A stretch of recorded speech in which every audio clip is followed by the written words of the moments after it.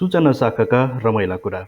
कर्मचारी सञ्चय कोषमा जस्तै कृषि सूचना शाखामा पनि अनेक गारा सारा रमाइला अप्ठ्यारा र विभिन्न अवस्था भोग्दै झन्डै 10 वर्ष जति जागिर गरे। करिब 600 कर्मचारी भएको सञ्चय कोषमा 12 वर्ष जागिर गर्दा कुनै पनि ग्रुपिजमको अनुभव गर्नु परेको थिएन। तर 20-22 जना मात्रै कर्मचारी भएको सूचना शाखामा काम गर्दा भने ग्रुपिजमको अप्ठ्यारो अलिअलि भोगियो। तर समय बित्दै गएपछि ती दिन सम्झिँदा रमाइलो र हाँसोको विषय बन्दा रहेछन्। यस्तो ग्रुपिजम अक्सर कार्यालयका कर्मचारीहरूले धेरथोर भोगेकै हुन्छन्। तर कृषि सूचना शाखाका पिएनदेखि हाकिमसम्मका सबै कर्मचारी मिलनसार र सहयोगी स्वभावका नै थिए। एकजना पिएन थिए चतुर्मान नगरकोटी। उनी बेला बेलामा हँसाइरहने रमाइला र स्वावलम्बी स्वभावका थिए। उनको माथिल्लो गिजामा अगाडिपट्टि एउटा मात्रै दाँत बाँकी थियो। त्यो पनि लामो भएर तल्लो ओठलाई माथिल्लो दाँतले टेकिरहेको प्रष्टै देखिन्थ्यो। त्यसैले उनी हातले मुख छोपेर हाँस्थे। एक दिन मैले भने, ए चतुर्मान, के त्यो हेर्दै अप्ठ्यारो हुने एउटा मात्र दाँत ठुस्स देखाएर राखेको? उखेलिदेऊ त्यो दाँत। त्यो एउटा दाँत उखेलेर माथिल्लो गिजाभरि टम्म दाँत राखे भइहाल्छ नि। अरूलाई हेर्दा पनि सजिलो, तिमीलाई खाँदा र हाँस्दा पनि राम्रो। मेरो कुरा सुनेर खिस्सा हाँस्दै उनले प्रश्न गरे, कहाँ पाउनु हजुर दाँत राख्नलाई पैसा? दाँत हाल्न कम महँगो हुन्छ र? मैले उनलाई पैसा नभए अफिसमा सबैसँग माग, यसको लागि सबै कर्मचारीले सहयोग गरिहाल्छन् नि भनेर सुझाएँ। मेरो कुरा चतुर्मानले सही ठानेनन्। उनले भने, म त्यसरी चन्दा मागेर दाँत हाल्दिनँ हजुर। मैले किन भनेर प्रश्न गर्दा उनले भने, त्यसरी चन्दा मागेर दाँत राख्दा आनन्दसँग हाँस्नै पाइँदैन। यो तर्कमा उनको आफ्नै कारण थियो। उनले भने, हाँस्दाखेरि दाँत देखिन्छ। दाँत देख्ने बित्तिकै चन्दा दिनेहरूले त्यो दाँतमा मेरो पनि पैसा परेको छ भनेर भन्छन्। मुखले केही नभने पनि तिनको मनले त भनिहाल्छ। त्यसैले यो दाँत नभएर मलाई केही फरक परेको छैन। खालि हाँस्दा अलि अप्ठ्यारो पर्ने हो, त्यसका लागि बाँचुन्जेल हातले मुख छोपेर हाँस्छु। मर्ने बेला एउटा दाँत छ, जसले हेर्न मन लाग्छ हेर भनेर ठ्यास्स दाँत देखाएर मरिदिन्छु। आफूलाई के मतलब? यति भनेर उनी मजाले हाँसे। उनको तर्क सुनेर मलाई पनि हाँसो उठ्यो। अफिसमा एकजना ड्राइभर दाइ थिए, बडा रमाइला र बेला बेलामा हँसाइरहने स्वभावका। एकपटक ती ड्राइभरलाई लिएर अफिसका कर्मचारीहरूसँगै म गोदावरीमा पिकनिक गएको थिएँ। पिकनिकबाट फर्किँदा रमाइलो ड्राइभर कृषि विभागको एउटा शाखाका हाकिम लगायत 5-6 जना कर्मचारी रक्सीले हल्का मातेका थिए। रक्सीको स्वरमा हाकिम र ड्राइभर साथी साथी जस्तो व्यवहार गरिरहेका थिए। त्यही मौका छोपेर ती रमाइलो ड्राइभरले लडबडीको स्वरमा हाकिमलाई भने, एमआर साहब, यसपालि हाम्रो कृषिको सेमिनार जनकपुरमा हुँदैछ। त्यसमा म्यानेजमेन्टको काम सबै हजुरले हेरिबक्सिन्छ रे होइन त? लडबडीकै स्वरमा ती हाकिमले जवाब दिए, हो, यसपालिको सेमिनार हेर्ने जिम्मा सबै मेरै हो। मेरो नभए तेरो हुन्छ त? रमाइलो ड्राइभरले यही मौका पारेर भने, हो, उसो भए हजुर जस्तो घिउ हाकिम साहब भइबक्सेको बेलामा हजुर मसँग नरिसाइ बक्सेला। म यसपालि मजाले पेट्रोल खान्छु सर। उनको कुरा नबुझेर ती हाकिम एकैछिन कन्फ्युज भएर भने, पेट्रोल? के पेट्रोल? पेट्रोल भनेको रक्सी खान्छु भन्न खोजेको? ड्राइभरले आफ्नो कुरा प्रष्ट पार्दै भने, होइन, रक्सी त अलिअलि खाइहालिन्छ नि। अलिअलि रक्सी खानलाई त कत्रो कुरा भयो र? पेट्रोलै खान्छु भने क्या, गाडीमा राख्ने पेट्रोल। रमाइलो ड्राइभरको कुराको चुरो बुझेर हाकिमले भने, खा न त खा, जति पेट्रोल खान मन लाग्छ खा। मेरो हातमा पावर भएको बेलामा नखाए कहिले खान्छस्? पेट्रोलको बिल खुरुखुरु लिएर आइज, म खुइ खुइ सही गरिदिइहाल्छु नि। तर त्यो मैले सही गरेको बिलको आधा पैसा मलाई पनि चाहिन्छ। मलाई सञ्चय कोषको जागिर छुटाएर कृषि सूचना शाखामा तानेर लैजाने साथी नवीन चित्रकार बेग्लै स्वभावका मान्छे थिए। उनी बेला बेलामा भगवान रजनीश, स्वामी विवेकानन्द, रामकृष्ण परमहंसका कुरा गरिरहन्थे। मलाई अप्ठ्यारो परेको बेला उनी जहिले पनि सहयोग गर्न तम्सिन्थे। बाबितेपछि क्रिया बसेको बेला उनी फेरिकै घरसम्म आएर मलाई खर्च छ कि छैन भनेर सोधेका थिए। मैले नमागिकनै त्यति बेला उनले 500 रुपियाँ सापटी दिएको म सधैँ सम्झिरहन्छु। रेकर्डिस्ट भएका कारण उनी नयाँ नयाँ टेक्नोलोजीका विषयमा कुरा गर्न रुचाउँथे। उनी राम्रो फोटो खिच्न पनि सिपालु थिए। एक दिन महाबौद्ध स्थित घरमा नवीन बिहेको निम्तो कार्ड हेर्दै रिसाइरहेका थिए। मैले के भो, कोसित रिसाएको भनेर सोद्धा उनले रिसाउनुको कारण बताए। एउटा मान्छेले बिहेको भोज खान उनलाई निम्तो कार्ड पठाएको रहेछ। कार्डको एउटा छेउमा रातो अक्षरले कम विथ क्यामेरा लेखिएको रहेछ। त्यही देखेर नवीन रिसाएका रहेछन्। उनले रिसाएको स्वरमा भने, फोटो खिच्ने त मेरो पेसा हो नि। यो मान्छेले मलाई भोज खान बोलाएकै होइन, भोज खुवाउन बोलाए जस्तो गरेर फोटो खिचाउन खोजेको रहेछ। त्यसका म किन जाँदै जान्न? नवीनको त्यो रिस म बेला बेलामा सम्झिरहन्छु। हरिवंश र मलाई पनि कसैले बेला बेलामा प्रमुख अतिथि बनिदिनु पर्यो भन्दै बोलाउँछन्। तर तिनीहरूको दाउ कार्यक्रममा हामीलाई सानोतिनो प्रस्तुति देखाउन बाध्य गराउने हुन्छ। यस्तो बेला म कम विथ क्यामेरा भनेको सम्झिन्छु। कृषि सूचना शाखाका अधिकृतहरू चिरञ्जीवी कर्मचार्य बालाप्रसाद शर्मा र चन्द्रकुमार भट्टराई सबै मिलनसार र सहयोगी स्वभावका थिए। तीमध्ये चन्द्रकुमार झनै रसिक स्वभावका थिए। कृषि सूचना शाखामा प्रमुख किरणमणि दीक्षितलाई सबैजसो कर्मचारी बोस भनेर सम्बोधन गर्थे। उहाँ कहिले बाघ जस्तो गमक्क परेर बस्नुहुन्थ्यो त कहिले साथीभाइ जस्तो गरेर सबैसँग घुलमिल हुँदै ठट्टा गर्नुहुन्थ्यो। त्यस्तो बेला हामीले गरेको ठट्टा अलि बढी भए जस्तो भयो कि तिमीहरूले मलाई अलि बढी नै हेप्न थाल्यो, अब म तिमीहरूलाई हप्ताको 2 पटक छड्के लिन्छु भन्दै तर्साउनुहुन्थ्यो। हामी पनि हत्ता नपत्ता कुन कुन दिन छड्के लिनुहुन्छ बोस भनेर सोध्थ्यौँ। त्यसपछि म मुसुक्क हाँस्नुहुन्थ्यो। जागिरका अलावा कला क्षेत्रमा मेरो सक्रियता दिन प्रतिदिन बढ्दै थियो। त्यसैले कहिले कहाँ गइरहनु पर्थ्यो। बिदा पनि कति मात्रै लिनु। त्यसैले जिम्मेवारीको काम दिउँसै सिद्ध्याएर धेरैपल्ट सुटुक्क भागिरहन्थेँ। त्यसैले हरेक महिना 2-4 पल्ट म छड्केमा परिरहेको हुन्थेँ। स्पष्टीकरण खाँदा खाँदा हैरान हुन्थेँ। छड्केपछि हाकिमले लिने स्पष्टीकरणले कतिको डिस्टर्ब हुन्छ भन्ने कुरा भोग्ने कर्मचारीलाई मात्रै थाहा हुन्छ। बेला बेलामा म बस्ने टेबलमा एउटा कागज भेटिन्थ्यो। त्यो कागज के रहेछ भनेर खोलेर हेर्दा पत्ता लाग्थ्यो त्यो मलाई नै सोधिएको स्पष्टीकरण पत्र हुन्थ्यो। कहिलेकाहीँ मेरो कार्यकक्षको दराजमाथि टुसुक्क एउटा कागजले आफैलाई चियाइरहेको देखिन्थ्यो। के कागज होला भनेर खोलेर हेर्दा त्यो पनि मलाई सोधिएको स्पष्टीकरण नै हुन्थ्यो। कहिलेकाहीँ त दिउँसो खाजा खाएर क्यान्टिनमा पैसा तिर्न खोज्दा खल्तीबाट नोट नभएर स्पष्टीकरण नै निस्कन्थ्यो। 2036 सालतिरको कुरा हो। त्यति बेला अफिसबाट बेला बेला फुत्त भाग्नुका मेरा उद्देश्य अनेक हुन्थे। त्यति बेला तत्कालीन श्री 5 को सरकारले देशमा बहुदलीय व्यवस्था लागू गर्ने कि सुधारिएको पञ्चायती व्यवस्था लागू गर्ने भनेर जनमत सङ्ग्रह गराउने तयारी थाल्दै थियो। म देशमा बहुदलीय व्यवस्था नै लागू हुनुपर्छ भन्ने पक्षमा थिएँ।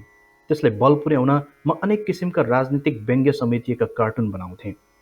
त्यस्ता कार्टुन बनाउन आर्ट डिजाइनर समेत रहेका सहकर्मी साथी मङ्गलनारायण जोशीसँग ठुला आकारका आर्ट पेपर लिन्थेँ। नजिकका साथीभाइले मैले कोरेका कार्टुनहरू मध्यरातको 11-12 बजेतिर महाबौद्ध गणेश मन्दिर अगाडिको घरका भित्तामा टाँसिदिन्थे। भोलिपल्ट बिहान महाबौद्ध घर भएका सहकर्मी साथी नवीन चित्रकारको घरको झ्यालबाट हेर्दा टन्नै मान्छे मैले बनाएको कार्टुन हेरेर हाँसिरहेका देखिन्थे। मैले कोरेका कार्टुनमा लेखिएका संवाद पढ्दै बटुवाहरू हाँस्दै आफ्नो बाटो लागेको दृश्य लुकी लुकी हेर्दा खुबै आनन्द आउँथ्यो। एक दिन मङ्गलनारायणको कार्यकक्षमा अन्य 3-4 जना साथीसँगै बसेर बहुदलीय व्यवस्था रोजौँ भन्ने नारासहितको कार्टुन कोरिरहेको थिएँ। एक सुरले न्युरी मुन्टी लगाएका कारण मैले मेरो पछि को उभिएको छ भनेर ख्याल गरिनँ। एकैछिनमा यसो टाउको उठाएर हेर्दा मेरो पछाडि बोस र विभागका अन्य हाकिम मैले कार्टुन बनाएको चुपचाप उभिएर हेरिरहेका रहेछन्। म झसङ्गै भएँ। त्यसको 1 घन्टापछि मेरो कार्यकक्षमा अर्को स्पष्टीकरण पत्र आइपुग्यो। त्यसमा लेखिएको थियो, कार्यालय समयमा कार्यालयमै बसेर कार्यालयकै कागज दुरुपयोग गरेर व्यवस्था विरोधी काम गरेकोमा तपाईँलाई कारबाही किन नगर्ने? 24 घन्टाभित्र जवाफ दिनुहोला। अघिल्ला स्पष्टीकरण पत्रभन्दा त्यसको भाषा एकदमै कडा र डरलाग्दो थियो। अब के जवाफ दिने? अब के बहाना खोज्ने? मसँग कुनै उपाय नै थिएन। त्यसमाथि मेरो काम अफिसकै हाकिमहरूले प्रत्यक्ष देखेका थिए। त्यो साँझ लुरुक्क परेर घर गएँ। एकपल्टलाई गल्ती भयो, माफी पाऊँ। अब आइन्दा यस्तो काम गर्दिन भनेर जवाफ लेखेर दिउँला। अनि पछि आफूले जे गर्नुपर्छ गर्दै गरौँला भन्ने सोचेर आनन्दले सुतेँ। भोलिपल्ट अफिस पुगेर त्यसरी नै माफी पाऊँ भन्ने बेहोराको जवाफ लेखेर बुझाएँ। त्यसरी जवाफ लेखेका कारण हाकिमहरूलाई पनि खासै अप्ठ्यारो परेन। मलाई पनि हल्का भयो। म जसरी खुल्न नसके पनि खासमा ती हाकिम बहुदलीय व्यवस्थाका पक्षधर नै थिए। मैले कार्टुन बनाएको एकजनाले मात्र देखेको भए नदेखेको जस्तो गरी जान सक्थे, तर एकैचोटि 3-4 जनाले प्रत्यक्ष देखेको हुनाले मलाई कारबाही नगरी नहुने अवस्था निम्तिएको थियो।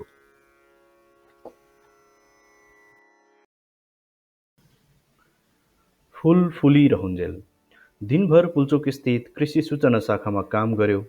अफिस छुट्ने बित्तिकै लाजिमपाट स्थित चिमल कल्चरसम्म दगुर्दै पुग्यो।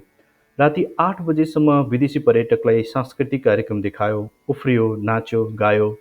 फुर्सदको बेला ठाउँ ठाउँमा टिकटको पैसा उठाउन गयो। त्यसरी जम्मा भएको पैसा हिसाब गर्यो, कलाकारहरूलाई तलब बाँड्यो।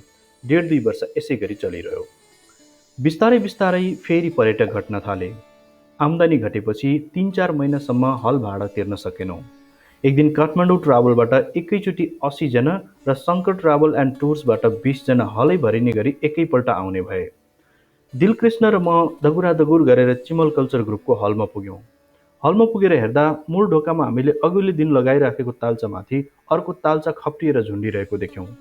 कारण बुझ्दा थाहा भयो, 3-4 महिनादेखि हल भाडा तिर्न बाँकी रहेका कारण उक्त भाडा चुक्ता नगरेसम्म ताल्चा नखोल्ने भन्दै दिलकृष्णको भिनाजु हृदयदासले आफै आएर ताल्चा मारिदिनु भएको रहेछ। दिलकृष्ण र म हतार हतार भिनाजुलाई होटलमा भेट्न पुग्यौँ। कैयौँ ठाउँबाट टिकट बापतको पैसा उठाउन गाह्रो भइरहेकोले भाडा तिर्न नसकिएको हो। तर आज आउने ठुलो ग्रुपको पैसा उठाएर 1 हप्ताभित्रै तिर्छौँ। आजलाई ताल्चा खोलिदिनुहोस् भनेर धेरै अनुरोध गर्यौँ। तर उहाँले मुन्टु फर्काएर हाम्रो अनुरोधलाई वास्तै गर्नु भएन। बरु ठुस्स पर्दै भन्नुभयो, तिमीहरूलाई मैले धेरै सहयोग र सुविधा दिएँ, त्यसैले तिमीहरू मात्तियौ। त्यसैले मेरो भाडा तिर, तुरुन्त ताल्चा खोलिदिन्छु, नत्र जेसुकै गर, मलाई मतलब छैन। यति भनेर उहाँ जुरुक्क उठेर बाहिर निस्किनु भयो।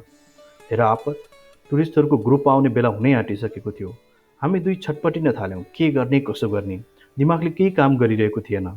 दिक्क भएर संसारदेखि नै विरक्त हुँदै दिलकृष्णले लामो श्वास तानेर खुइया गर्दै भने, हेर मदन कृष्ण, यो संसारमा लोग्ने स्वास्नी, छोराछोरी, नातेदार, इष्टमित्र जो जतिसुकै भए पनि आफ्ना लागि आफै एकजना बाहेक कोही हुँदो रहेनछ, बुझ्यौ? दिलकृष्णले यति भनेर नराम्रोसँग चित्त दुखाए। त्यति नै बेला एकजना अबको 10 मिनटमा टुरिस्टहरूको ग्रुप आइपुग्दैछ, उताबाट अघि नै हिँडिसक्यो रे भनेर दगुर्दै खबर सुनाउन आयो। अब के गर्ने, जे पर्ला पर्ला, ताल्चा फोडिदेऊ, पछि कुरा गर्दै गरौँला भनेर ताल्चा फोड्नलाई मार्तोल, पेन्चिस, हथौडा लिएर गयौँ। फोड्नलाई ताल्चा समातेर तान्दा त्यो ताल्चा त फुसुक्क पो खोलियो। त्यसपछि पो थाहा भयो वास्तवमा ताल्चा लगाएकै रहेनछ। तर्साउन मात्रै हामीले लगाएको ताल्चामाथि अर्को ताल्चा त्यसै सिउरिएर मात्र राखिएको रहेछ। दिलकृष्णले त्यति धेरै चित्त दुखाएर, हेर मदन कृष्ण, यो संसारमा आफ्नो लागि आफै एकजना बाहेक कोही हुँदो रहेनछ भनेको त खेरै गयो। मेरो मनमा पनि लागिरहेको थियो, दिलकृष्णका आफ्नै भिनाजु भएर पनि हामी कहाँ त्यति धेरै टुरिस्ट आउने थाहा हुँदाहुँदै ताल्चामाथि ताल्चा ठोकेर उहाँले भाडा त माग्नु नपर्ने थियो। किनभने हृदयदासजी दिलकृष्णको भिनाजु मात्र होइन, अभिभावक पनि हुनुहुन्थ्यो। जे होस्, ताल्चा खोलेपछि हामीलाई आनन्द लाग्यो। एकैछिनमा टुरिस्ट आइपुगे, सदाझैँ कार्यक्रम पनि देखाइयो। त्यसको केही दिनपछि नै हामीले हल भाडा चुक्ता गऱ्यौँ। तर साथी दिलकृष्णले, हेर मदन कृष्ण, यो संसारमा आफ्नो लागि आफै एकजना बाहेक कोही हुँदो रहेनछ भनेर बोलेको शब्द मेरो मनमा धेरै पछिसम्म पनि गडिरह्यो। एक दिन त्यही शब्दलाई आधार बनाएर मैले एउटा गीत पनि लेखेँ। सबैलाई हाँसो बाडी दुनियाँ आफ्नो बनाऊ भन्थे धेरै साथीले। सबैलाई हाँसो बाडी दुनियाँ आफ्नो बनाऊ भन्थे धेरै साथीले। आफ्ना लागि आफै बाहेक कोही हुन्न भन्थ्यो तर एउटा साथीले। ईश्वरप्रति आस्था राख, ईश्वरप्रति आस्था राख, दुःखको दिन टर्छ भन्थे धेरै साथीले। ईश्वरप्रति आस्था राख, दुःखको दिन टर्छ भन्थे धेरै साथीले। दुखी रुँदा दैवले नि नसुने झैँ गर्छ भन्थ्यो एउटा साथीले। धन भए जो पनि साथी बन्छ भन्थे मलाई धेरै साथीले। धन भए जो पनि साथी बन्छ भन्थे मलाई धेरै साथीले। मन मिल्ने साथी पाउन ठुलो भाग्य चाहिन्छ भन्थ्यो एउटा साथीले। भिरबाट म लड्दा एक दिन सहानुभूति दर्शाएथे धेरै साथीले। भिरबाट म लड्दा एक दिन सहानुभूति दर्शाएथे धेरै साथीले। आँखाभरि आँसु पारी उठाउन आयो केवल एउटै साथीले। यो गीत एक दिन मैले सङ्गीतकार दिव्या खालिङलाई पनि सुनाएँ।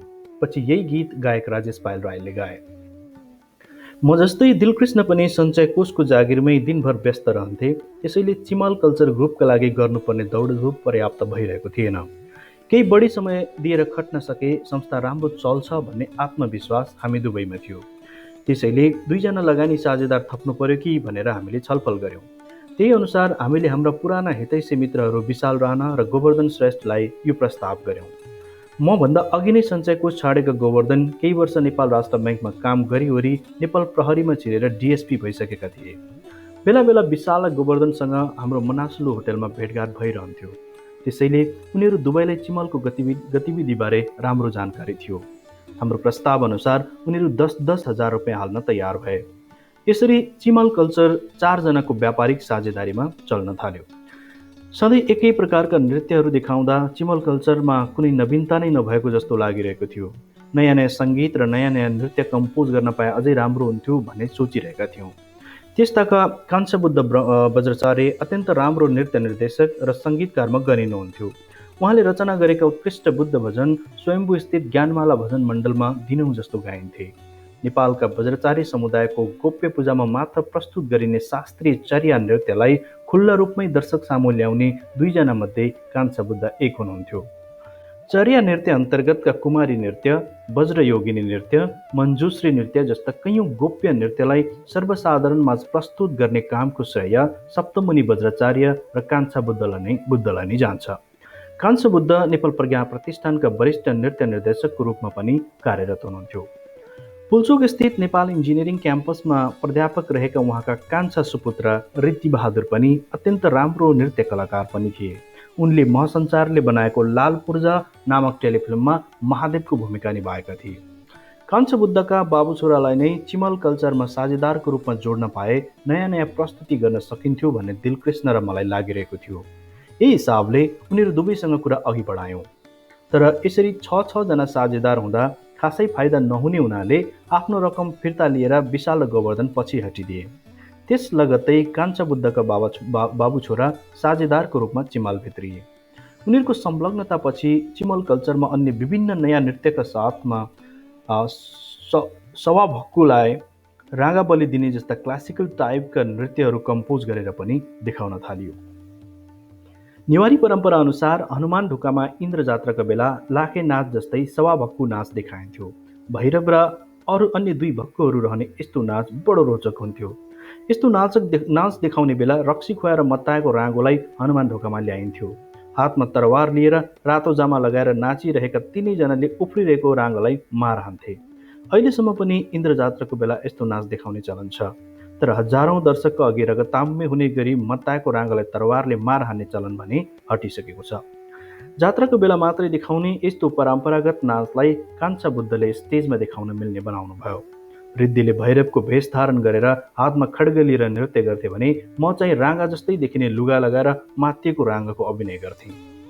यो नृत्य अति आकर्षक भएकै कारण हामीले राष्ट्रिय सभागृहमा आयोजित एक कार्यक्रममा नेपाली दर्शक माझ पनि देखायौं, जुन नृत्य हेर्नको लागि नै दर्शकको ठूलो घुइँचो लागेको थियो।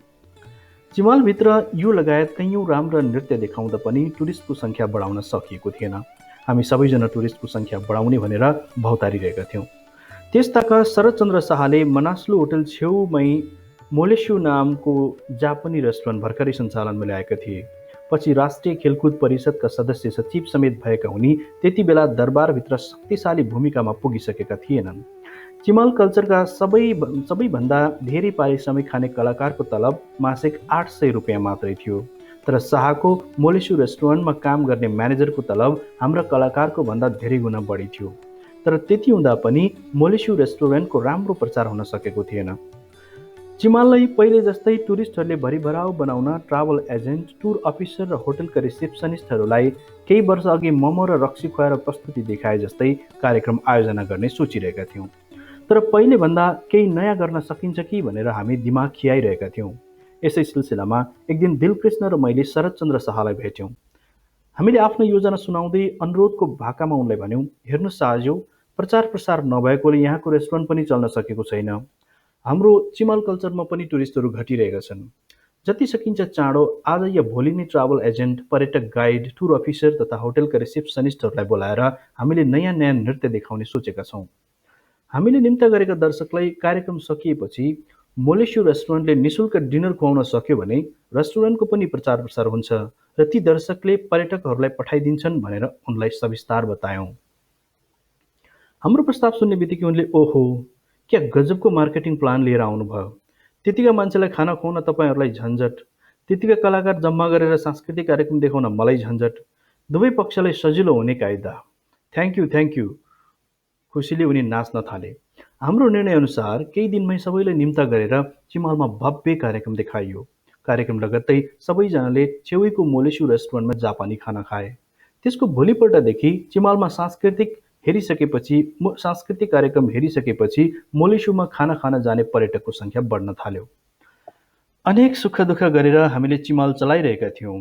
यही बीचमा साथी दिलकृष्णले अमेरिका जाने अवसर पाए। चिमालमा रहेको आफ्नो हिस्सेदारी भाइ निर्मललाई जिम्मा लगाएर उनी अमेरिका उडे। त्यसपछि मलाई चिमालमा बसिरहन मन लागेन, केही महिनापछि नै कान्छो बुद्धका बाबु छोरा र म त्यहाँबाट अलगियौँ।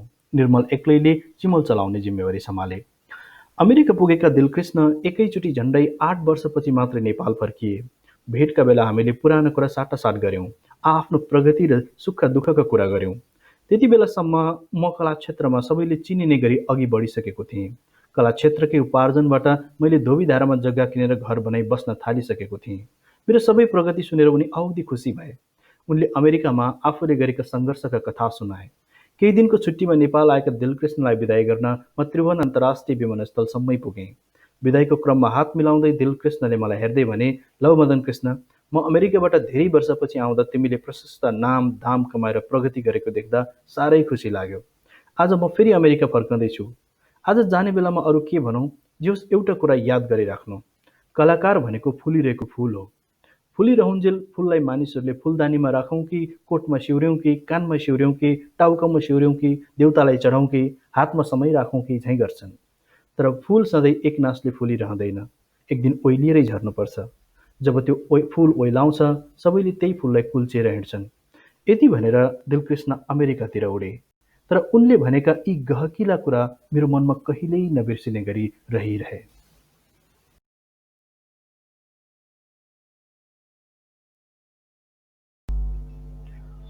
रक्सी र म गीत सङ्गीतको क्षेत्रमा प्रवेश गर्दाको समय नेपाली सङ्गीतको स्वर्णिम युग थियो।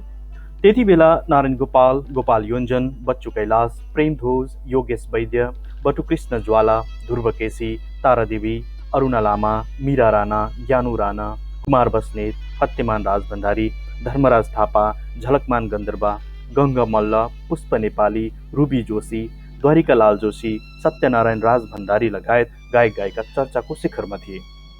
त्यति बेला नातिकाजी, शिवशङ्कर, गोपाल योन्जन जस्ता सङ्गीतकारका कर्णप्रिय धुनले नेपाली सङ्गीतको आकाश गुन्जिरहेको थियो। गीतकारको रूपमा किरण खरेल, नगेन्द्र थापा, हरिभक्त कटुवाल, कालीप्रसाद रिजाल, भीम विराग, गोपाल योन्जन, अगमसिंह गिरी, क्षेत्रप्रताप अधिकारी र म बिबी शाह प्रख्यात थिए। यिनले रचेका गीतको गहिराईसम्म डुबेर श्रोता मन्त्रमुग्ध हुन्थे। कलाकारलाई प्रायजसो सबैले मन पराउँथे, औधी माया पनि गर्थे। गायकहरू ठाउँ ठाउँमा गएर गीत गाउँथे, श्रोताहरू गीत सुनेर लट्ठ पर्थे। गायकहरू भने आफ्ना प्रशंसकले दिएको रक्सी टन्न खाएर लट्ठ पर्थे र ढलमलाउँदै घर फर्किन्थे। त्यस्ताका केही अपवादलाई छोडेर धेरैजसो कलाकार रक्सीमै रम्थे। म त्यही रक्सी खाने रमाइला कलाकारको बीचमा रक्सी नचाखिकन रम्थे। प्रत्येक जमघटमा साथीहरू मलाई रक्सी खान औधी कर गर्थे, तर म उनीहरूको कर हाँसेर टारिदिन्थेँ र रक्सी नखाई बस्थेँ। माइती घर तिम्रो होइन, पराई घर जाऊ, बिदा लिई कहिलेकाहीँ जन्म गराऊ। यस गीतका गायक तथा सङ्गीतकार द्वारिकालाल जोशी र गायक सत्यनारायण राजभण्डारी प्रत्येक साँझ चिमलमा गीत गाउँथे। कार्यक्रम सकिएपछि रक्सी पिएर रमाइलो गर्ने साथीहरूको स्वभाव थियो। उनीहरू कहिले कुन त कहिले कुन भट्टीमा छिर्थे, रक्सी पिउँदै किसिम किसिमका कुरा गरेर एकअर्कालाई हँसाइरहन्थे। ती मध्ये मान्छे हँसाउन द्वारिकालाल माहिर थिए। त्यही हाँसो सुन्न म पनि उनीहरूसँगै पछि लागेर भट्टी छिर्थेँ। रक्सी र शीतनको रूपमा छोयला, बारा, अन्डा, साँधेको आलु चिउरा मगाउँथे। एक दिन एउटा भट्टीमा द्वारिकालालले मलाई सोधे, मदन, आधा ग्लास जति रक्सी अर्डर गरौँ, खाने हो? उनको यस्तो आग्रह सुनेर मैले भने, खान्न। भट्टी पसले साउनेले, खानुस् न मदन काजी, खानुस्, राखौँ है भन्दै कर गर्थे। तर यस्तो बेला भने द्वारिकालालले, हुन्न हुन्न, मदन कृष्णले रक्सी सक्सी कहिले पनि खाँदैन भनेर आफैले हातले छेकिदिन्थे। फेरि अर्को दिन उसै गरी अर्को भट्टी पसलमा गइन्थ्यो। सधैँ झैँ रक्सी र शीतन मगाइन्थ्यो। उनीहरू मलाई हँसाउँदै हँसाउँदै रक्सी र शीतन खान्थे। म चाहिँ शीतन मात्रै खाएर उनीहरूको कुरा सुनेर बसिरहन्थेँ। रक्सी मगाउँदा मैले रक्सी खाँदैन भन्ने थाहा हुँदाहुँदै पनि, मदन, आधा ग्लास जति रक्सी खाने हो, मगाउँ भनेर सोध्थे।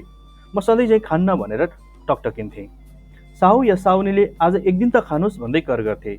सधैँ चाहिँ द्वारिकालालले, हुँदैन हुँदैन, मदन रक्सी सक्सी कहिले खाँदैन भनेर आफै रोकिदिन्थे। त्यस्ता भट्टीमा कहिले नारायण गोपालसँग भेट हुन्थ्यो, कहिले सङ्गीतकार हुतराज शर्मासँग, कहिले रेडियोका गायक तथा उद्घोषकहरू त कहिले राष्ट्रिय नाचघरका विभिन्न कलाकारहरूसँग भेट हुन्थ्यो। ती सबै भेट एक से एक रमाइला थिए। एक दिन घर र अफिस कतै बस्दा पनि म शान्त हुन सकिरहेको थिइनँ। अनेक घरायसी झमेलाले म दिक्क भइरहेको थिएँ। साँझ चिमल कल्चरको कार्यक्रम सकेपछि साथीहरूसँग भट्टीमा गएका बेला अघिल्ला दिन जस्तै मदन अलिकति खाने हो मगाऊ भनेर कसैले सोधे भने हुन्छ भनिदिन्छु भन्ने झोक चलिरहेको थियो। सधैँ झैँ बेलुका चिमल कल्चरको काम सकेर साथीहरूसँग भट्टी पसेँ। भट्टी पसलमा द्वारिकालाल र रेडियो नेपालका उद्घोषक रहेका उनका दाजु भैरवलाल जोशी पनि थिए। सधैँ झैँ द्वारिकाले मदन अलिकति लिने कि मगाऊ भनेर सोधे। मैले तुरुन्तै हुन्छ भनेर टाउको के हल्लाएको थिएँ। भट्टी पसलभित्र सुकुलमा रक्सी पिउँदै बसिरहेका 6-7 जना एकैचोटि खुसी भए।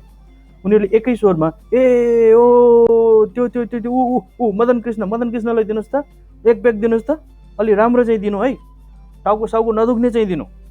सबैले स्वर मिलाएर यति भनेपछि साउनीले सिसाको गिलासमा लोकल रक्सी ल्याएर मेरो अघिल्तिर राखिदिइन्। मैले पनि दायाँ बायाँ केही नसोची लौ जाता भनेर स्वाट्ट आधा गिलास रक्सी गुड्क्याइदिएँ। एकैछिनमा मलाई झुम्म भयो, दिमाग घुमे जस्तो, आँखा अघिको दृश्य धमिलो जस्तो भयो, अलिअलि रमाइलो जस्तो पनि भयो। कुरा गर्दा स्वर पनि अलिअलि ठुलो ठुलो भयो। जिन्दगीमा पहिलोपल्ट भट्टीबाट रक्सी खाएर मध्यरातमा घर फर्किएँ। भोलिपल्ट सधैँ झैँ सञ्चय कोष अफिस पुगेँ। अफिसको मूल ढोकामै सङ्गीतकार हुतराज शर्मासँग भेट भयो। उनलाई देख्ने बित्तिकै कैयौँ पटक भट्टीमा भेट भएको बेला उनले अरूले जस्तै मलाई रक्सी खान कर गरेको सम्झिए। त्यही भएर उनले ओहो के छ मदन कृष्ण अफिस आएको भनेर सोध्ने बित्तिकै मैले भने हुतराज बाजे मैले त हिजो रक्सी खाइदिएँ नि। मेरो कुरा सुनेर उनले आश्चर्य मान्दै भने हो र, ओहो तिमीले खायौ, ल सुन अब भने बल्ल तिमी कलाकार भयौ। नेपालमा रक्सी नखाएसम्म कलाकारमा गनिँदैन, बुझ्यौ। उनको कुरा सुनेर मलाई एकदमै हाँसो उठ्यो। नेपालमा रक्सी खाएपछि मात्रै कलाकार भइन्छ रे, जबकि त्यही रक्सीले थुप्रै राम्रा राम्रा कलाकारहरूलाई बगाएर लग्यो। रक्सीकै कारण मेरो थुप्रै समकालीन कलाकार साथीको अल्पायुमै मृत्यु भयो। तर म भने होसको हाँगा समातेर बसिरहेका कारण रक्सीले बगाउनबाट जोगिएँ। रक्सी धेरै कलाकारको कमजोरी नै थियो, तर गीत सङ्गीत र सृजनामा भने उनीहरू प्रखर थिए। कैयौँ कलाकार भेट्दा उनीहरूको शरीरबाट ठुस्स रक्सी गनाउँथ्यो। सञ्चय कोषको जागिर बदलेर म कृषि सूचना शाखा पुगिसकेको बेलाको कुरा हो। एक दिन कृषि कार्यक्रम रेकर्ड गर्न म आफूले तयार पारेको स्क्रिप्ट लिएर रेकर्डिङ स्टुडियोभित्र छिर्दै थिएँ। त्यति नै बेला नाकै नराम्रोसँग खुम्चिने गरी ठस्स रक्सी गनायो। कहिल्यै रक्सी नगनाउने स्टुडियोमा कहाँबाट त्यसरी रक्सी गनायो भनेर चारैतिर हेरेँ। कोठाको एक छेउमा किरणमणि दीक्षित र लक्ष्मी उसालसँग एउटा मान्छे कुरा गरिरहेको देखेँ। अलिक तिलचामाले छिर्केमिर्के कपाल, ठुल्ठुला आँखा, हेर्दै रिस उठ्दो जिङ्रिङ्ग परेको मान्छे बिहानैदेखि रक्सी खाएर स्टुडियोमा बसिरहेको देखेर मलाई मनमा नै रिस उठ्यो। दिक्क मानेर त्यो मान्छेलाई आँखा तरेर हेरेँ। त्यो व्यक्तिले पनि मलाई को नचिनेको मान्छेलाई झैँ गरेर हेऱ्यो। धत कस्तो मान्छे रहेछ, त्यसरी बिहानैदेखि रक्सी खाएर सरकारी अफिसमा आउने हो, अलिकति पनि अप्ठ्यारो लाग्दैन भनेर मनमा नै गाली गरेँ। तर त्यसरी रिस उठ्दो लागिरहेको र परैबाट गनाउने मान्छेसँग किरणमणिले गन्धको केही मतलबै नगरी आनन्दसँग कुरा गरिरहेको देखेर मलाई अचम्म लाग्यो। अफिसकै एक सहकर्मीलाई सानो स्वरमा सोधेँ, को हो त्यो मान्छे? त्यो साथीले आफ्नो मुख मेरो कानैमा ल्याएर तातो सासले काउकुती लाग्ने गरी त्यो मान्छेको नाम त फलाना हो नि भनेर सुनायो। नाम सुन्ने बित्तिकै मेरो मन एकाएक उज्यालो भयो। त्यो मान्छेलाई हेर्ने मेरो नजरै एकैछिनमा फरक भयो। एकछिन अघिसम्म ठस्स गनाइरहेको रक्सीको गन्ध कता हरायो कता। एकछिन अघिसम्म त्यही मान्छे देखेर रिस उठिरहेको थियो, तर एकैछिनमा त्यही मान्छे देखेर मनमा श्रद्धा र माया जाग्न थाल्यो। एकछिन अघिसम्म मनमा नै त्यसरी गाली गरेको व्यक्तिलाई देखेर मेरो दिमागमा स्वर सम्राट नारायण गोपालले गाएका 2-3 गीत पो गुन्जिन थाले।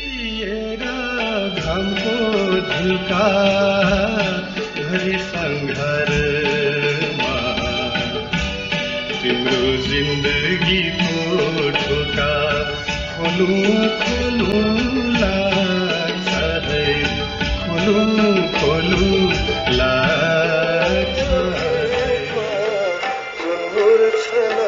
है। त्यो तिमी होइनौ, को भन्न सक्छ, को भन्न सक्छ। कहाँ दुख्छ घाउ, मलाई नसोध, कहाँ दुख्छ घाउ। म चाहिँ छु, ठिकै छु,